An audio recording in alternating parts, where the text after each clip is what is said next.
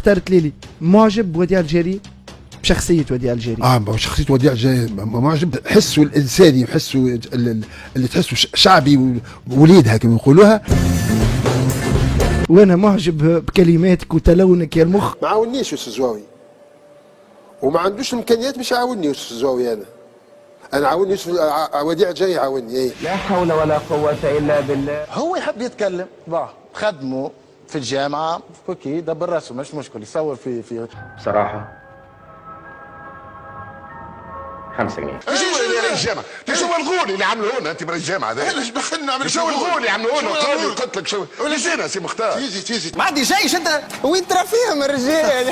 لا انت قاعد تهز في القفة، قاعد تهز في القفة سيدك اللي خلص فيك.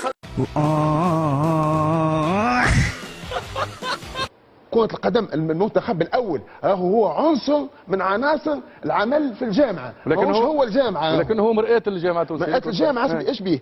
احنا تويك بدينا في العامين الأولانيين فما نجاحات على المستوى الشبان، فما نجاحات على المستوى المادي، فما نجاحات على المستوى التحكيمي. اعطيني سلبيات الجامعة. سلبيات الجامعة؟ ما حضرتهاش. ايش بينا؟ هلا ايش بينا؟ انت طب كنت تحكي عن المباشر ولا ايه؟ اي تجيك تقول شوية سلبيات في وذي. ما نجم نقول كان الباهي فيه، لولا وديع الجيري لعندنا عدة فرق راهم اضمحلوا. لا الجري قلت لك وديع مش انا السيد اللي بحذاك هذا راني ما نعرفوش، نعرفه يخدم مع وديع الله يبارك ما نعرفوش. مش معقول راهو من الفساد نتاع الجامعه هو بتجار كون يتخلص في ناس فايتين الريتريت ب 10 سنين.